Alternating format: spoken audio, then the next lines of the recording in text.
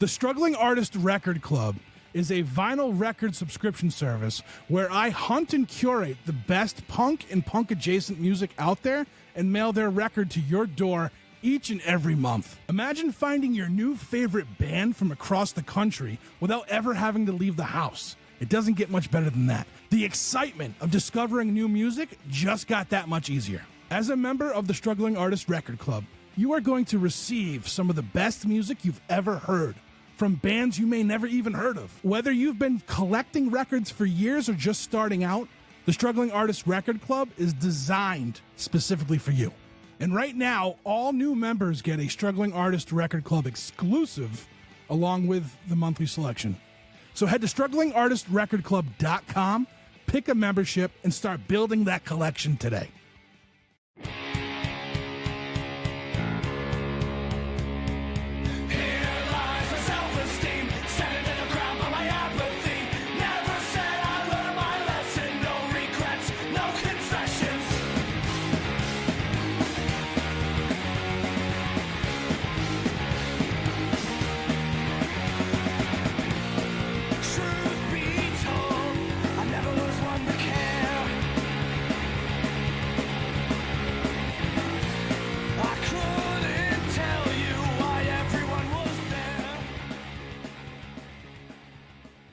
Welcome to Struggling Artist Record Club Recap for December. I'm Ryan. My co-host here is Dave. Before we start, we're going to mention some of our favorite albums of 2025 last year, since some of the records Trev sent are going to be included in them. Dave, would you like to start? So 2025, that was the year that I bought the most records I ever had. 3 reasons for that. First, there was just so many amazing albums released in 2025. Second, I wanted to fill in gaps of collections from my favorite bands. And then third, so many reissues. So at some point last year, I decided that I was just looking at all my favorite bands and the records from them on. I was like, at one point I should start filling in the gaps. And I was like, why not it be this year? I'm getting old, so I might as well. It's now or never. So I started with Alkaline Trio. I got all their records now, except for one. Ignite, I have all theirs. Face to Face, I'm still missing a few. Those are really tough to get. Rumjacks, missing a few. Dreadnoughts, missing a few. And many other bands. Then the fall, it was Hot Water Music. I picked up 6 of their albums that I needed to finish their collection. So now I have them all, except for the 7-inch records, which I might start that in 2026. There's a lot of those, so that's a big endeavor. And then in 2026, I already started a few other bands, Teenage, Bottle Rocket, and Strung Out. That was mostly because Fat Records had 20% off holiday sale, so I figured, might as well start with those.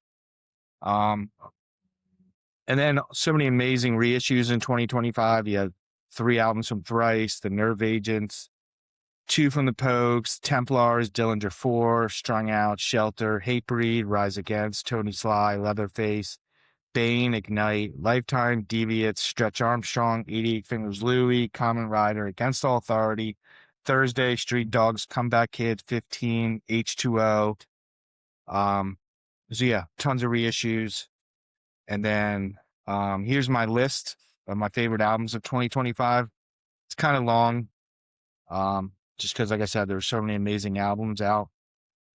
So we got number 1, Dropkick Murphys, and then Vicious Cycles, 84 Days, Biohazard, Homefront, Booze and Glory, Dreadnoughts, Rumjacks, Teenage Bottle Rocket, Ways Away, Modern Life is War, Record Thieves, Kilograms, which was a record that Trev selected for us, Primitive Heads, Bridge the Gap, AFI, Ode to Humanity, Thrice, Riptides. I had Coffin Salesman, but when I looked back at it, it wasn't even released in 2025. I just like that record a lot, I guess. Lifeless Dark. I think that was November 2024. Yeah, right, yeah. So I messed that one up. Lifeless Dark, Rebelmatic, 84 Tigers, Dutch Nuggets, Lion's Law, Whatever, First Attack, Fugitive Bubble, Testament, Jackknives, 2 from Raging Nathans, Tired Radio, Drain, and The Outlaw by Vinny Stigma of Agnostic Front, who's really unique Americana album featuring many talented musicians. So yeah, 2025 was crazy with music, just and still trying to listen to them all and catch up, keep them organized and all that. So what about you, Brian? What were your favorites in 2025? You went way in depth with your list, going back with some of the backfilling there, which is pretty much what I did as well. The only difference is I don't remember them. Yeah, I you mean, I was able to mentioned remember. Primitive I was able to Heads. remember a lot of them because I posted them on Instagram. So basically, I just went through Yeah. Instagram and then Oh, yeah. looked at them that way. So that's how I was able to keep track. Yeah. You've mentioned, I'll touch on the ones you mentioned already too. You mentioned the Templars. I actually saw them in Vegas and grabbed one of their special copies there. That was Nice. cool. Primitive Heads, anything Swingin' Utters adjacent, I'm going to be getting. I believe the Drowns released their live album. Yeah. I got that right. Yeah, Yeah, that was really good. I was listening to that today. So my friend was actually at that at Rebellion Fest. He was at the live recording. So that's pretty cool. Nice. Yeah, I saw them 3 times in about a span of, I want to say, a year. It was great. Yeah, they tour like maniacs. So Yeah. Yeah, I can't off. The funny thing is, you went through a whole list of your albums. You've got Instagram, obviously that helped. I know in December, I went a little bit crazy. I want to say I bought either 13 or 16 records. It was something in the mid-teens. And I can remember a few of them, because I bought about half of those at a show. It was H2O, Mercy Union, Dave Haas, and Bouncing Souls. So yeah, I bought at least one piece of vinyl from each band. Nice. That Dave Haas. Yeah, I got really two of his there. Awesome. Yeah, but I haven't spent enough time listening to music. I'm trying to change that this year. In fact, I've already started listening to a lot more. That's good. Yeah, it always makes you feel better listening to good albums. Yeah. Yeah, right now I listen to a lot of podcasts, some political, some humor. And so with the way things are, maybe some of the political stuff is a bit much right now, but it's still kind of important. Yeah. Important issues going on. Right. Yeah, sometimes you can't listen to music all the time because you want to stay informed on what's going on in the world. Yeah. Oh, just remembered another album because I'm looking at my shirt that I got from Anxious and Angry. Smug LLC put out a record last year that was pretty good. And no, he just put out another EP. Yeah. Yeah, I need to get that EP. Yeah, same. I saw them when they came through San Diego with Off With Their Heads. It was great. Oh, wow. It's kind of the crowd was kind of boring though, but the show was great. It was a weird one. Yeah. I think the crowd would be great for that. Yeah. Well, should we break the news? Or not the news, but let everybody know what album we're talking about? Right. So I'm going to read the readout. So basically, Trev starts saying that he had to pull an audible here. The album that he was expecting to send got delayed. So he went with the Blind Adam live album recorded by DCxPC. So he says the holidays for me is a time of reflection, celebration, and to see we're good in people. Unfortunately, there's still a lot of bad out there, and we're still looking to get out of the rut of the shit we are in. However, this month's record gives me hope for members who have been here for a while. You have gotten this band's studio record a few years back, but this is the live record of Blind Adam in the Federal League, which will hopefully be a new experience for you, like it did for me.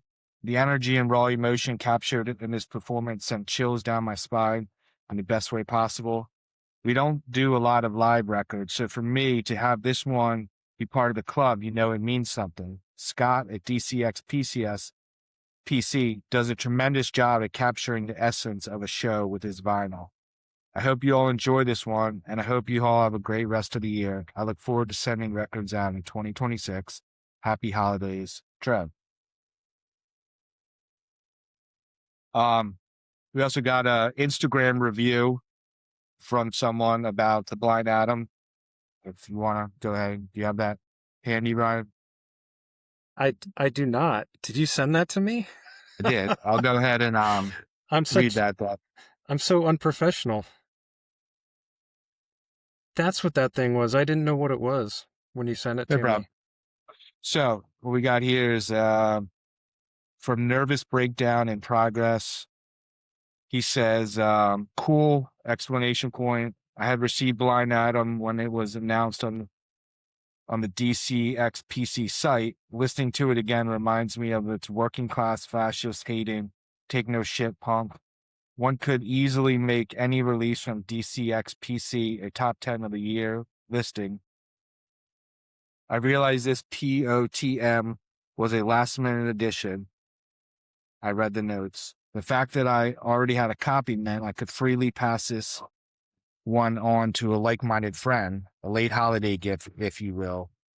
He greatly appreciated it and promptly announced his band had a live album coming soon as well.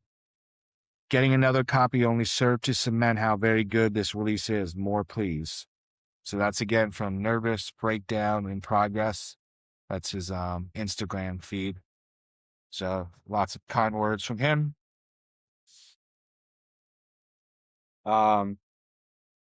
Just got to mention something here. Same thing happened to me. As soon as I saw it show up, I ordered it, and then I got a second copy. So the way I like to look at it, Nervous Breakdown in Progress, I think that was the name, and because we have 2 copies each, and it's out of 200, we are both 1%ers on this one. Yeah. We are among the 1% in owning this record. Yeah. So what are you going to do with your second copy? Well, give it to your the daughter? funny thing, I don't know. Well, she's going to get everything eventually, so I'll probably put it on the wall. I just don't know which side I want facing out, because I like the bottle. Yeah, I also like the other side. Yeah, I know. They really have cool two-sided covers on this one. So maybe I'd put them both on the wall. Oh, there you go. So yeah, another funny thing about it, I have both of the 47s. I got 147 in with the order, and then Trev sent me number 47. So if you like numbers, yeah, just a lot of weird things with numbers there. If we want to start some conspiracies. Yeah, exactly. If you know what we're talking about, if you don't, then it's all good. So, I guess I'll go ahead and read my review. All right. So when I listen to Blind Adam, it makes me ask myself, how punk am I? So it reminds me of 2010 when I was in charge of organizing Food Not Bombs pickups. So every Wednesday, 2 people would drive to the Philly Food Hub. I forget the actual name. Basically, it's a place where produce vendors sell wholesale fruits and vegetables to restaurants and to the public. So we'd visit vendors who were willing to help us out. Or some vendors didn't want us stopping by. So we basically kind of had a list of which ones that didn't really like us because, we had to go up there and they're giving it away, so they're not making any sales. So, lots of times they're not too thrilled to see us, but for the most part, we were able to get enough food. So we introduced ourselves as the West Philly Food Bank and asked if they had any food to donate. We'd always avoid mentioning food not bombs because it didn't sound as official versus, saying West Philly Food Bank. And then we would ask if you had any, free food that we were willing to donate. So we'd fill our car with food and drop it off at the A Space in West Philly, which was a storefront anarchist center for cultural and political events. Sadly, it's now closed. So then another group would prepare the food in the afternoon to serve as free meals at a local park. It felt like a really cool punk thing to do. Many punk bands reference Food Not Bombs in their lyrics. For example, the band 15 mentions them a bunch of times. I organized these pickups for about 3 years until I moved. The new commute was just too long. And then I worked outside the city, so it was an hour each way. So basically it was just too much and I had to stop. The reason I mention all this, because Adam, with having vision issues, he understands the importance of people helping each other and the impact a community can have when we work together instead of just caring about ourselves and our bank accounts. His song, We Are Everywhere, talks about disabled people and how we all need to support each other. That's also why I enjoyed doing Food Not Bombs so much. It was about helping those in need, which is how society should work. Many of Blind Adam's lyrics revolve around these themes. At the same time, I had a monthly subscription to AK Press and PM Press, which were publishers of anarchist literature. So for $25 a month, they sent their latest books that they released. My wife always jokes that when she first met me, I carried around a brown bag full of these books. And then I would try to read about 2 pages a night. And she would always joke, how does reading 2 pages a day help you finish them? You'll never finish them. And I explained how, the problem was the books weren't exactly thrilling, mostly anarchist theory, which made me reluctant to read after a long workday. I did actually enjoy the biographies of anarchists and finished those pretty quickly, but the theory books were tough to get through. Hence the big bag of unread books. I had good intentions, but I struggled to keep up. I mentioned this one because in Adam's notes, he quotes Emma Goldman, who's one of the most famous anarchists. And then he mentions her most well-known line, which is, if I can't dance, it's not my revolution. What this meant was you could still have fun and enjoy simple things in life, like buying flowers and some good food, and still be an anarchist.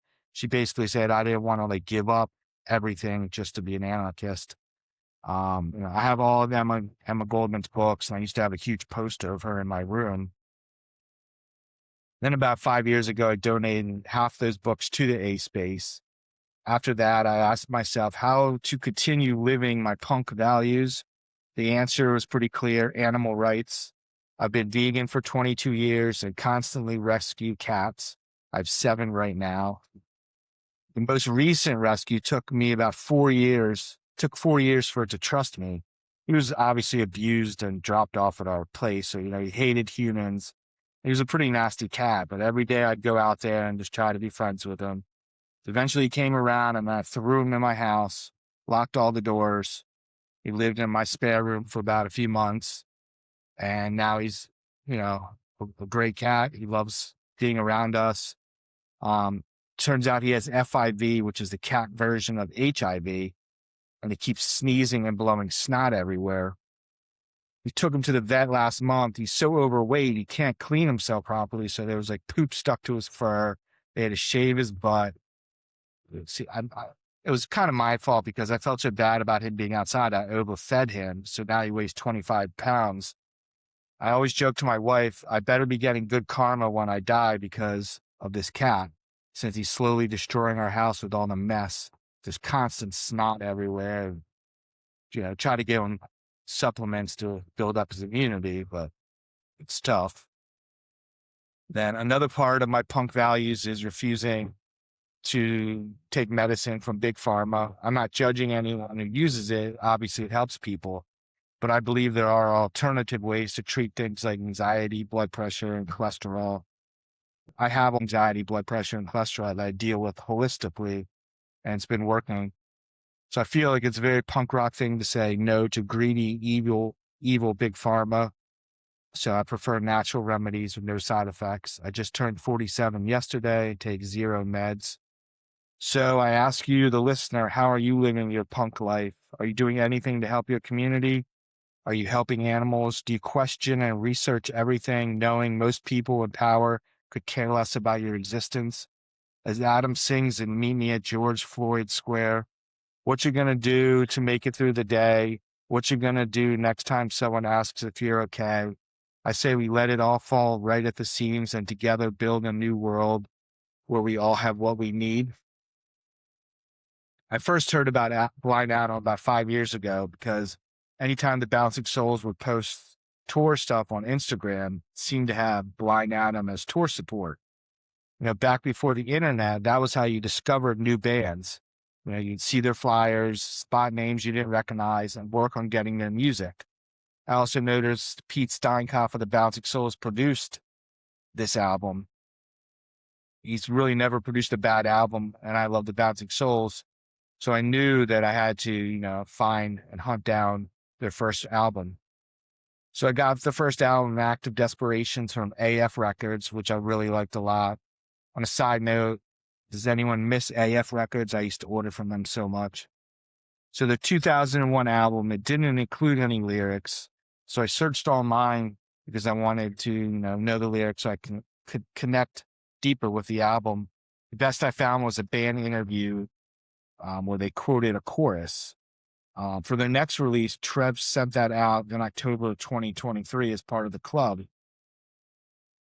One thing I noticed immediately about that was that before the second song starts, there's spoken word, and I immediately recognized that as Michael, I forget how to pronounce his name, Schnau, I don't know, of Two Cow Garage. If you haven't listened to Two Cow Garage's album, Sweet Saint Me, you should do that immediately. It's one of my favorite albums ever. And actually, should revisit that album since it's been many years. After those two great records, we now have their live album, which is recorded and released by DCxPC, who always does excellent work. I have a bunch of their live albums. My favorite is the last Amberetta show that they released. And then I also strongly recommend you listen to Trev interview Scott from DCxPC, and then also check out Scott from DCxPC's new podcast called Scene Support, which is actually produced by Trev. Not surprisingly, this Blind Adam live releases from when they toured with the Bouncing Souls, Saturday, March 9th of 2024. It sounds amazing, just like all of DCxPC releases. You can never go wrong by buying one. So Blind Adam opens up this album with my favorite song of theirs, The Sower, with a brilliant chorus of, "We may not live long enough to see the world that we're dreaming of, but we'll uproot evil in the fields we know, so those that come next have fertile earth to sow." I always like that line a lot. Other favorites are One for the Bootlickers with its chorus of, "Galloway Bay, tell me what you have got to say for them rotten and old blue bastards of the USA." And then before that song ends, he gives a shout out to Shane McGowan at Pobes, which I liked a lot since I'm a huge Pobes fan. And then the live album finishes with the amazing track, An Act of Desperation, from their first album. So yeah, overall, great stuff. And I guess it was actually good that we got the Audible, since we were able to get such a great record here.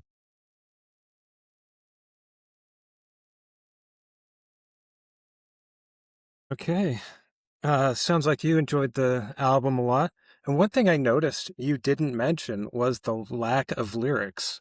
And I think on a live album, it's kind of like a compilation album, and that's the one time you can kind of get away with it.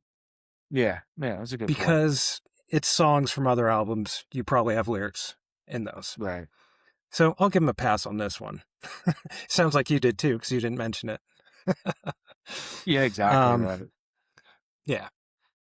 And actually, the way I looked at this album, because as you mentioned, the members of the record club got The Fields We Know about a year and a half or so ago. It, to me, almost felt like a live version of that album with a couple other songs, obviously, Yeah. Yeah. but I mean, that's what it felt like to me. And, that's not a bad thing, in my opinion. I loved The Fields We Know. After I got it and listened to it, I went to Bandcamp and bought everything else. And then actually last night, I went because I was trying to look a few things up and do a few other things to get ready for this. And I went ahead and bought the 2 LP release. I don't remember if it's called An Act of Desperation, but it's the one with that on it. I just don't remember the album name itself. And got a shirt, couple other things, because if I'm not actively listening to the music as much as I want to be supporting the bands financially, buying albums, going to shows, buying T-shirts. My closet is too full right now. I've got shirts showing up that I don't have room for, and I'm okay with that. Yeah. There's nothing wrong with that. Yeah. So I will say Since we're shouting out, I will say I felt like Go ahead. An Act of Desperation, their first album. I mean, so it didn't have any lyrics, but I didn't even really realize that they were a political band until The Fields We Know. So so in my mind, I kind of think of them almost as like two different bands. Like An Act of Desperation kind of felt like to me like Americana-ish. I don't know. There's no lyrics, and they were touring with the Bouncing Souls, so it kind of had like that vibe, just in my mind or whatever. And then you come to The Fields We Know, which was insanely political. So in my mind, when I just think of Blind Adam, I kind of like my mind separates them into like those two categories, Yeah. I also have a disability that might not be obvious. I had a spinal fusion 17 years ago, I think. I'm almost always in pain. That's why if you see me standing on camera here, I'm always moving because it hurts if I stay in one spot too long.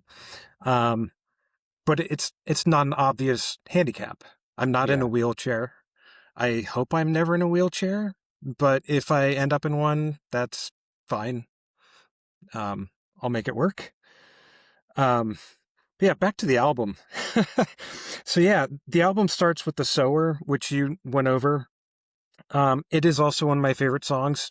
And the one thing I really liked about the way the record started, it just started out with there's I don't know if there was a video clip or if it was just audio playing for the introduction to the band coming on the stage or starting to play the song. And I like that build up to it.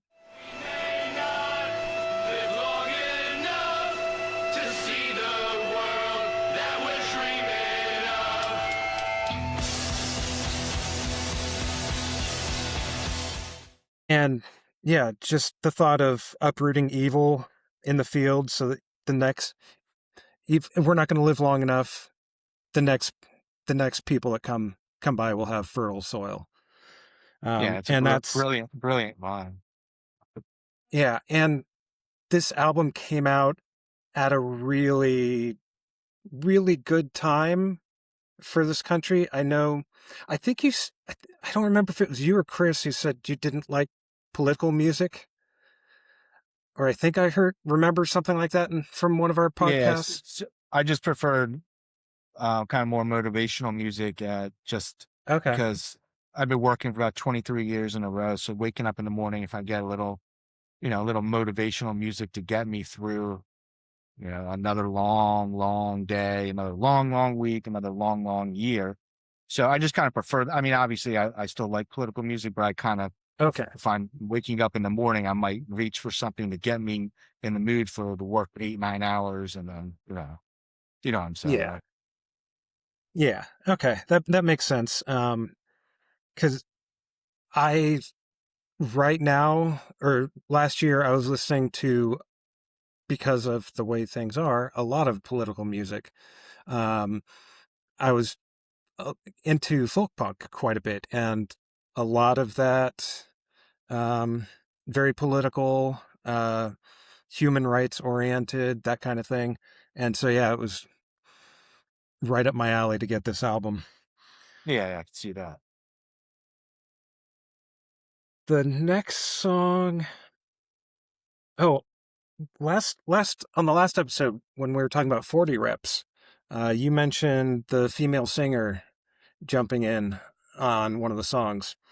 And I like the way that happens with Blind Adam as well. I think it's his wife Yeah, it is his wife. joins Yep. him before it gets better. We get to hear the transition from Adam singing to her beautiful voice taking over. Not that Adam's is bad, but hers is just it just you can feel the mood. Yeah. It's just a great transition. Yeah, we'll raise a glass to all those that have passed, those that showed us how to fight. When the night slows down and our friends clear out, we can turn our song up loud. I'll put your hand in mine, it may not change the tide, but we'll live a life that makes us proud. I actually meant to start my review a little differently because Trev said he wants us to be honest with our reviews. And I was going to start with, to be honest, I usually do not like live records. I heard the DCPC podcast, or not podcast, but the one with Trev. And I immediately bought that Ann Beretta album that you mentioned and several others. I accidentally ordered 2 copies of, I think, Two Man Advantage. Is that their name? Yeah, I think so. It was the Goalie's Lament, the 7-inch. So I have 2 copies if you need one. And so, yeah, normally I don't like live albums, but DCPC or DCxPC, whatever they go by, they do a great job with the live album. You hear the band, the singer, you hear everything as if you were at the show. And you do hear some of the crowd a little bit. It's not overwhelming, which I think is good. I've listened to other live albums where the crowd is just a little too much. But Yeah. I think they have the right blend of mostly the band, as it should be, and then enough of the crowd during the breaks and things like that. And that was another thing that I enjoyed on the Drowns album after seeing them 3 times to get their live album. I can relive those Drowns concerts from that album. I've never seen Blind Adam and the Federal League, but now after seeing the Drowns and a bunch of other shows, I can kind of picture myself being there with Blind Adam and just Yeah. loving the music and singing along, which I almost never do. It's almost like so Blind Adam's opening for the Bouncing Souls, and I'm just almost surprised like how much energy it felt like the crowd felt like almost like Blind Adam was like the headliner, even though like the crowd, I would guess not a lot of people probably knew the songs because it's Bouncing Souls. They're probably mostly there for the Bouncing Souls, but it felt like he was headlining and just there was tons of energy. So I thought they really captured that there. yeah, and every song on here definitely has a positive message, regardless of the crap that's going on. It's just a reminder to stick with it because things will get better. Hopefully we're around, but if we're not, we're going to do the hard work to make it better for those that follow. Yeah. And that kind of brings me to the closing track, An Act of Desperation. This this track, I have a bit of a love-hate relationship with it. I love the song. I hate the way it makes me feel because I can't listen to it in public because I don't want to start crying. It's that much of a feeling to it for me, especially because it's based on a very true story that actually happened. It's not fiction. It happened. And the fact that there are some people that cheer for that kind of violence against other humans and then go to church on Sunday is just the ultimate in hypocrisy. And that just pisses me off. And so to end this episode, we're actually going to end up playing most of that song, and you guys can leave us a note, leave some comments, let us know what you think of the song, and if you spent time listening to the lyrics and how it made you feel, because it's a very powerful song. Yeah, great way to close it. Great way to close it out.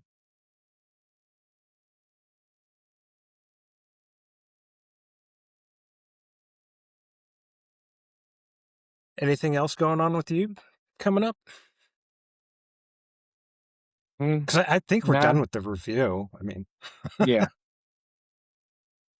Well, it sounds like This song is called An Act of Desperation. It goes out to anyone that thinks they feel good about themselves as they see other people suffering, and they think they can fly a flag and go to church and everything's okay. Fuck that shit. Well, I heard they found her with their arm around her father, washed up against the river. In an act of desperation, they washed away. Even if they'd made it